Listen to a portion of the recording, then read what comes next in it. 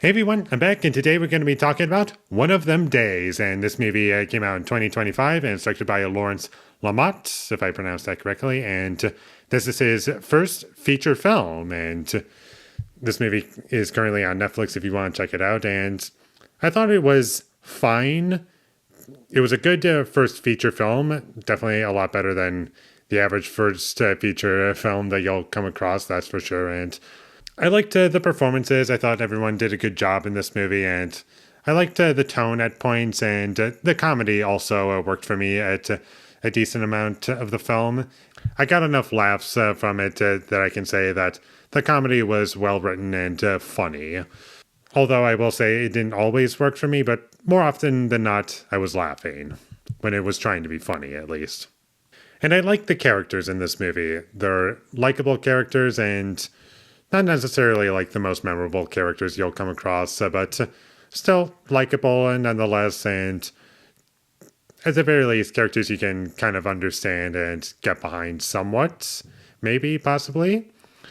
And the film overall was harmless. I was not offended by any artistic choice in this film, although I will say that there wasn't really a whole lot in this movie that stood out as memorable in terms of like how it was made technically. Like, I don't really remember any of the music, and the story was well realized, and they did what they could. It's a nice short movie. It's an hour and a half, and despite that runtime, there were still a couple points where it was dragging for me. And the story of the movie is we have to get our money, otherwise we're going to be kicked out of our apartment. And it's nice and simple, and I liked it for the most part. I liked what we got out of it.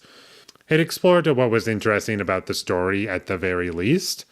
And there were points where it kind of reminded me of Under the Silver Lake, only this time things actually have a resolution to them without spoiling anything in Under the Silver Lake. Bit similar in a couple of ways, but very different experiences, I feel.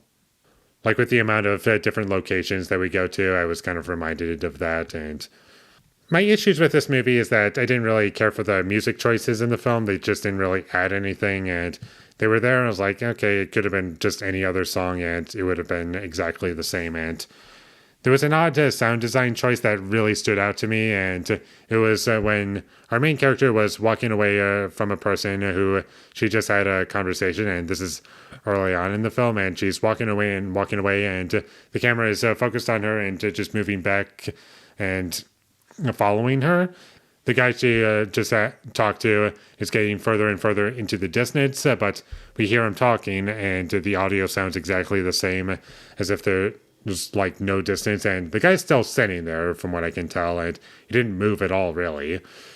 Yet it doesn't sound like he's moving towards the distance according to that sound design, and so that was a bit distracting. I know that's kind of nitpicky, but it did stand out to me, and I was like, really?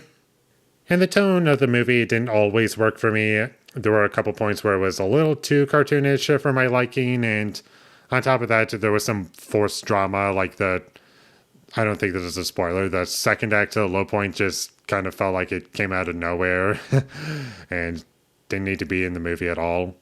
And I honestly feel as though if that was just taken out of the movie would be no different. If anything, it would be a bit better because the movie would be a bit shorter and we get to the end a bit sooner. And there's a little bit of action in this movie that I just felt was poorly filmed and didn't really work all that well. And I just thought, wow, these action scenes kind of suck because you can't really tell what's going on very well.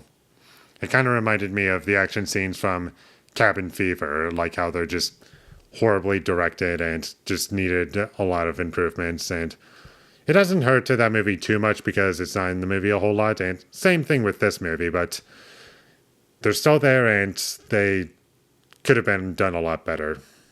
And that's about all I have to say about One of Them Days. It was decent. I didn't hate it. I didn't regret watching it. It's the best movie of 2025 so far, and the only other movie I've seen that came out this year is Captain America Brave New World as of recording this. High bar. High bar. But if you're looking to kill 90 minutes, this isn't like the worst choice you could make, and you could watch it and I didn't regret watching it, like I've said already, so I guess check it out if this sounds interesting to you. Whether it be from what I said about it, or just the story itself, or you just need to kill 90 minutes and you're just looking for something nice and relaxing, I guess. Even though it is kind of stressful because of the situation these characters are in. But if any of these things is all you're looking for in a movie, this is the one for you, I guess.